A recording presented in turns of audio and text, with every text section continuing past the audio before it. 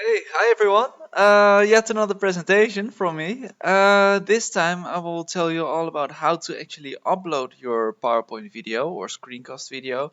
I will also discuss the requirements that have been sent to us and give you some general tips on how to cope with all these requirements and how to make your PowerPoint. So yeah, let's just get started. I hope it will help you.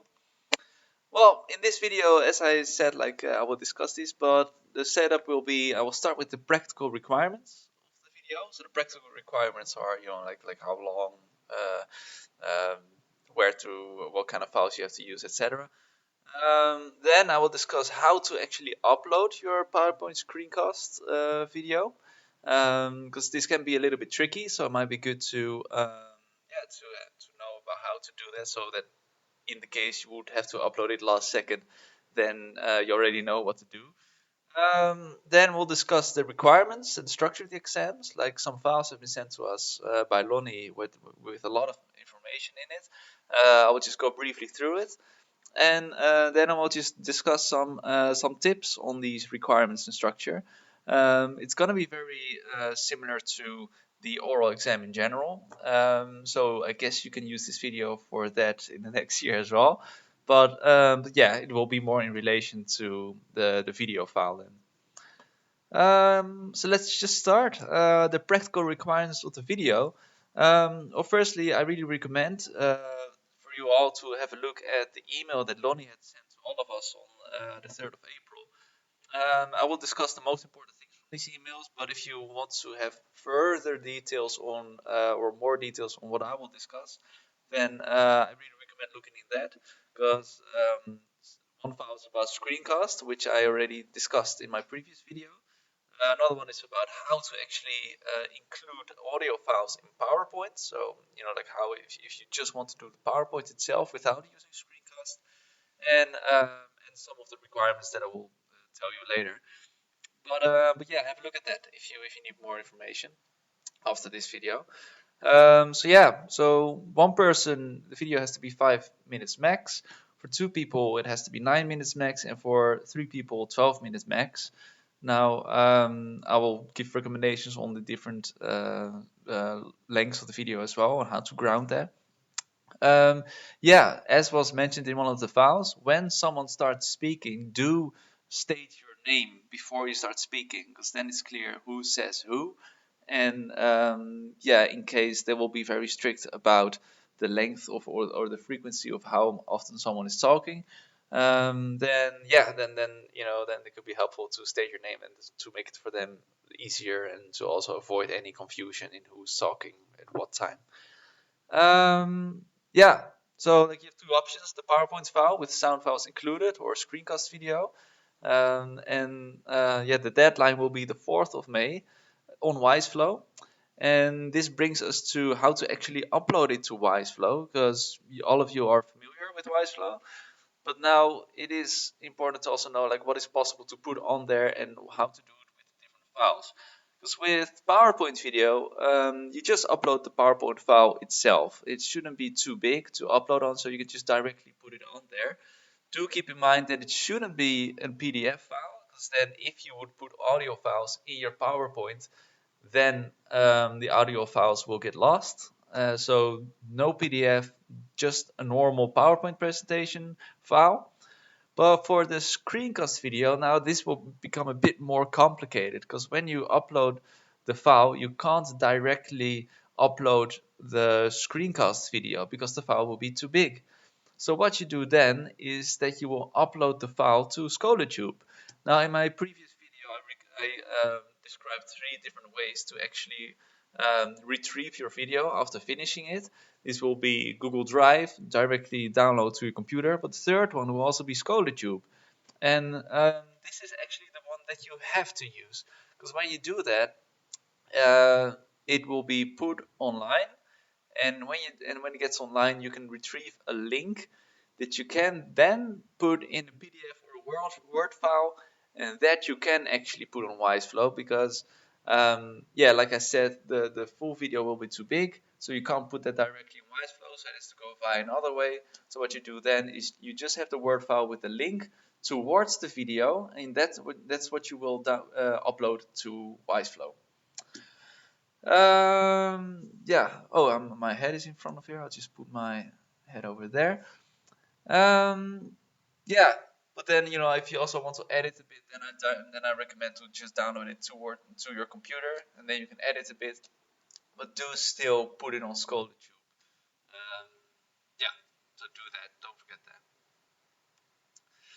Now the requirements of the exam, like these are the options that have been put in one of the files that Lonnie had sent. This means that it is not necessary to include them all, although I do recommend to have as many as possible from these because they are very important to include. Some of them might be kind of the obvious things, just telling about your paper, like what is the thesis statement or research question, what is some data that you included, your conclusion. But some others might be also very important as well, like do reflect on your competence areas, because this is something that you have not included in your paper, but you did include it in your portfolio. So then you can relate it to that and do describe it all in relation to your own paper, because it will be an exam about the topic of your paper after all. Um, yeah, some other things are not necessary. So, for example, like um, your reflections on changes of practice along the way.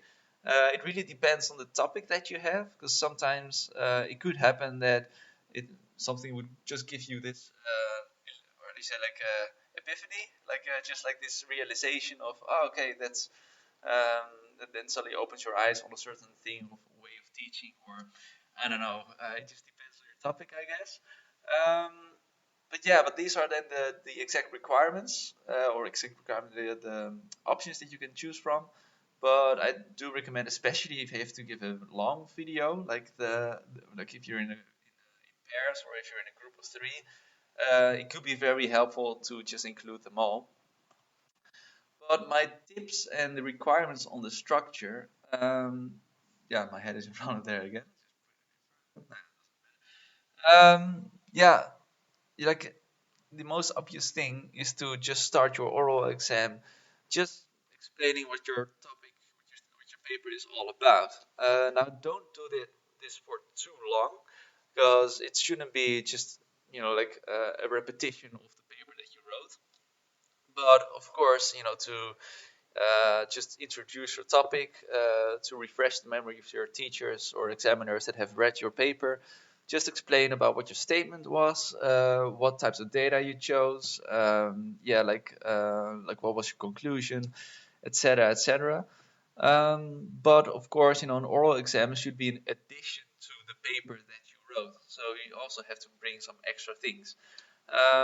This means that yeah, it shouldn't only be like a summary of your paper and just describing your paper.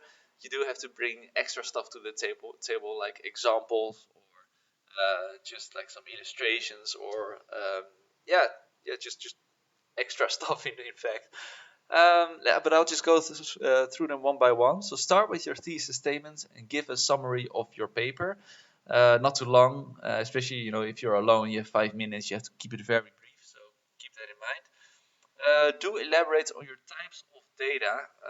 This can be very interesting because not only will you do you collect the data and and you will tell about how you collected this data. You also need to have a strong argument of why you chose this exact data. Now, for some of you, it might be a bit difficult because then you collect the data, and based on the data, you might have created a research question. Um, do keep in mind that like this isn't really the exact way of working. So yeah, try to twist it around on like that you have all the data that you collected, and just put it into kind of stuck here actually.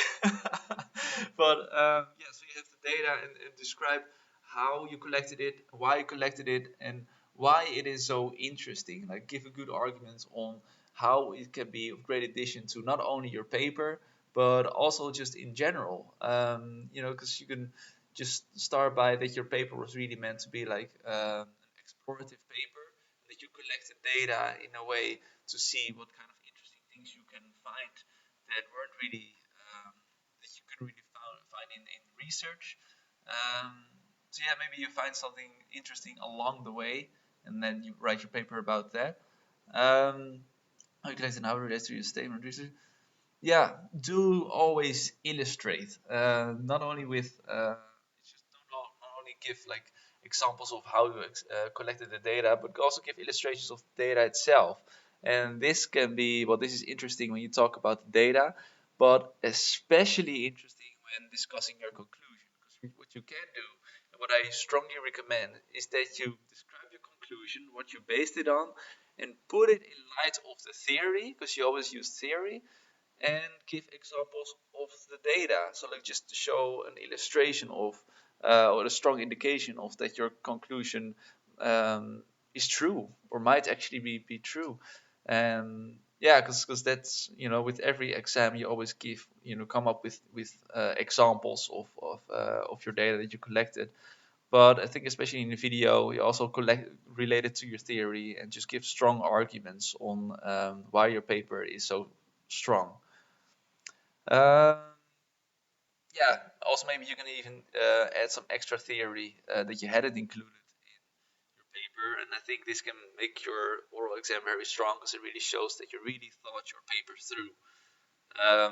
But yeah, if you're not sure what kind of extra theory to use, you can just write me about it, and maybe I can help you out with that. So yeah, do discuss your progression on the competence areas, as you mentioned in the portfolio, plus relate this to your paper. Now, it is one of the options to discuss your competence areas, but this doesn't mean that you just discuss like how you developed on your competence areas, because it is an oral exam about your topic, about your paper. So when you discuss your competence areas, relate this to your paper.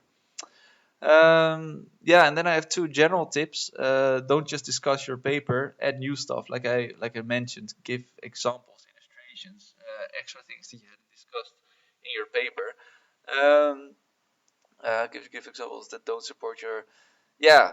Again, you can really show that you thought your paper through by actually counter arguments your conclusion. Now, I have had in one specific oral exam that I gave in too much with the examiners and what they thought of it as well. It's like, oh, I haven't really looked into that. Be aware of this. It's good to show vulnerability, but not too much, because then you can show incompetence or that you haven't thought your paper through, while this might not actually be the case. Yeah, and then a general tip too. Um, Someone is drilling outside. I hope you don't hear that. Teachers, yeah, like everyone has a different mentor, and every mentor might have different preferences. So if you are in doubt about a certain thing in your paper or during this oral exam, yeah, do contact your mentor, or contact me, of course.